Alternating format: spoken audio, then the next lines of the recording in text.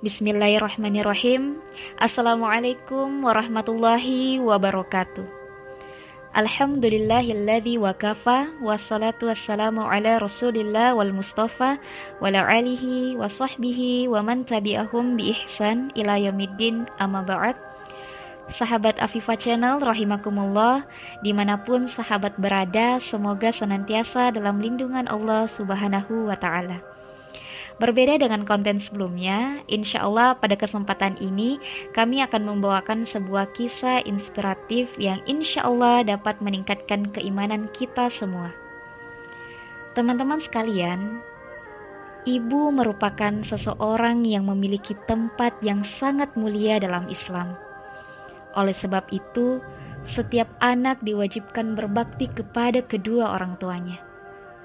Seorang anak tidak boleh membentak orang tua, apalagi durhaka kepadanya. Jika seorang anak durhaka kepada orang tuanya, terutama ibu, maka Allah akan melaknat orang tersebut sampai dia meminta maaf kepada ibunya dan bertobat kepada Allah. Berbakti kepada orang tua telah diajarkan dan dicontohkan oleh umat Islam terdahulu. Bahkan ketika seseorang berbakti kepada kedua orang tuanya, berarti ia telah berbakti pula kepada Allah dan Rasul-Nya. Berbicara tentang memuliakan ibu, mari kita semua belajar kepada salah seorang tabi'in terbaik. Pemuda ini hidup sezaman dengan Rasulullah SAW, tapi tidak pernah berjumpa dengan Nabi. Pemuda ini merupakan seorang pemuda miskin yang tinggal di pinggiran Yaman. Namanya adalah Uwais Al-Qarni radhiyallahu anhu. Uwais Al-Qarni merupakan seorang pemuda yang tidak terkenal, miskin, dan memiliki penyakit kulit. Tak ada orang yang mengenalnya, bahkan namanya pun tak pernah dikenal. Namun, ia merupakan pemuda yang pernah disebut oleh Rasulullah SAW sebagai pemuda yang sangat dicintai oleh Allah dan terkenal di langit. Walaupun ia cacat, ia adalah pemuda yang sangat soleh dan sangat berbakti kepada ibunya. Ibunya adalah seorang wanita tua yang lumpuh. Uwais senantiasa merawat dan memenuhi semua permintaan ibunya. Hanya satu permintaan yang sulit ia kabulkan. Anakku, mungkin ibu tak lama lagi akan bersama dengan kamu. Ikhtiarkan agar ibu dapat mengerjakan haji, pinta ibunya. Uwais tercengang. Perjalanan ke Mekah sangatlah jauh melewati padang pasir tandus yang panas. Orang-orang biasanya menggunakan unta dan membawa banyak perbekalan. Namun Uwais sangat miskin dan tak memiliki kendaraan. Uwais terus berpikir mencari jalan keluar. Kemudian dibelilah seekor anak lembu. Kira-kira untuk apa anak lembu itu? Ternyata Uwais membuatkan kandang di puncak bukit. Setiap pagi, beliau bolak-balik menggendong anak lembu itu turun naik bukit. Tak pernah ada hari yang terlewatkan ia menggendong anak lembu tersebut. Makin hari, anak lembu itu makin besar, dan makin besar pula tenaga yang diperlukan Uwais. Tetapi karena latihan tiap hari, anak lembu yang membesar itu tak terasa lagi. Setelah 8 bulan berlalu, sampailah musim haji. Lembu Uwais telah mencapai 100 kg. Begitu juga dengan otot Uwais yang makin membesar. Ia menjadi kuat mengangkat barang. Taulah sekarang orang-orang apa maksud Uwais menggendong lembu setiap hari. Ternyata ia latihan untuk menggendong ibunya.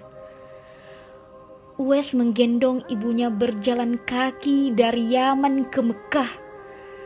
Masya Allah, alangkah besar cinta Uwais pada ibunya. Ia rela menempuh perjalanan jauh dan sulit demi memenuhi keinginan ibunya. Uwais berjalan tegap menggendong ibunya, tahu tawaf di Ka'bah. Ibunya terharu dan bercucuran air mata telah melihat Baitullah. Di hadapan Ka'bah, ibu dan anak itu berdoa, "Ya Allah, ampuni semua dosa ibuku," kata Uwais. "Bagaimana dengan dosamu?" tanya ibunya heran. Uwais menjawab, "Dengan terampuninya dosa ibu, maka ibu akan masuk surga. Cukuplah ridho dari ibu yang akan membawa aku ke surga."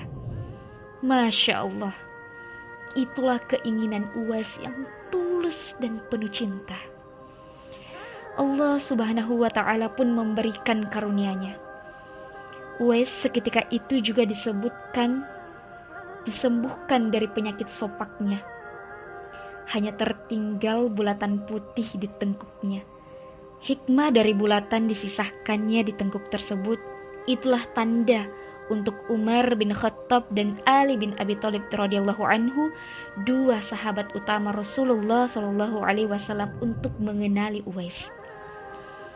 Beliau berdua sengaja mencari Uwais di sekitaran Ka'bah karena Rasulullah Shallallahu alaihi wasallam berpesan, "Di zaman kamu nanti akan lahir seorang manusia yang doanya sangat makbul. Kamu berdua pergilah cari dia. Dia akan datang dari arah Yaman. Dia dibesarkan di Yaman. Dia akan muncul di zaman kamu. Carilah dia. Kalau berjumpa, minta tolong dia untuk kamu berdua. Sesungguhnya Allah mengharamkan atas kamu durhaka pada ibu dan menolak kewajiban, dan meminta yang bukan haknya, dan membunuh anak hidup-hidup. Dan Allah membenci padamu yang banyak bicara dan banyak bertanya, demikian pula memboroskan harta." Hadis riwayat Bukhari dan Muslim. Beberapa tahun kemudian, Uwais Al-Qarni berpulang ke rahmatullah. Anehnya, pada saat dia akan dimandikan, tiba-tiba sudah banyak orang yang berebutan untuk memandikannya. Dan ketika dibawa ke tempat pembaringan untuk dikafani, di sana pun sudah ada orang-orang yang menunggu untuk mengkafaninya. Demikian pula ketika orang pergi hendak menggali kuburannya, di sana ternyata sudah ada orang yang menggali kuburnya hingga selesai. Ketika usungan dibawa menuju ke perkuburan, luar biasa banyaknya orang yang berebutan untuk mengusungnya. Meninggalnya Uwais Al-Qarni telah menggemparkan masyarakat kota Yaman. Banyak terjadi hal-hal yang amat mengherankan. Sedemikian banyak orang yang tak dikenal berdatangan untuk mengurus jenazah dan pemakamannya. Padahal Uwais Al-Qarni adalah seorang fakir yang tidak dihiraukan orang. Sejak ia dimandikan sampai ketika jenazahnya hendak diturunkan ke dalam kubur, di situ selalu ada orang-orang yang telah siap melaksanakannya terlebih dahulu. Penduduk kota Yaman pun tercengang. Mereka saling bertanya-tanya, "Siapakah sebenarnya engkau, wahai Uwais Al-Qarni? Bukankah Uwais yang kita kenal hanyalah seorang fakir yang tak memiliki apa-apa, yang kerjanya sehari-hari hanyalah sebagai pengembala domba dan unta? Tapi ketika hari wafatmu, engkau menggemparkan penduduk Yaman dengan hadirnya manusia-manusia asing yang tidak pernah kami kenal. Mereka datang dalam jumlah yang sedemikian banyak. Agaknya mereka adalah para malaikat yang diturunkan ke bumi nih, hanya untuk mengurus jenazah dan pemakamanmu." Masya Allah, berita meninggalnya Uwais Al-Qarni dan keanehan-keanehan yang terjadi ketika wafatnya telah tersebar kemana-mana. Baru saat itulah penduduk Yaman mengetahuinya siapa sebenarnya Uwais Al-Qarni. Selama ini tidak ada orang yang mengetahui siapa sebenarnya Uwais, yang disebabkan permintaannya kepada Khalifah Umar radhiyallahu anhu dan Ali radhiyallahu anhu agar merahasiakan tentang dia. Barulah di hari wafatnya mereka mendengar sebagaimana yang telah disabdakan Rasulullah Shallallahu alaihi wasallam bahwa Uwais Al-Qarni adalah penghuni langit. Masya Allah. Cukup sekian teman-teman sekalian kisah yang dapat kami sampaikan di kesempatan ini. Semoga insya Allah bermanfaat untuk kita semua dan dapat meningkatkan keimanan kita kepada Allah Subhanahu wa Ta'ala.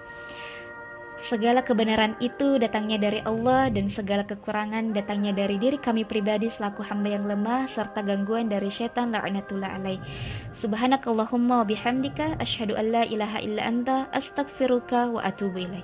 Assalamualaikum warahmatullahi wabarakatuh.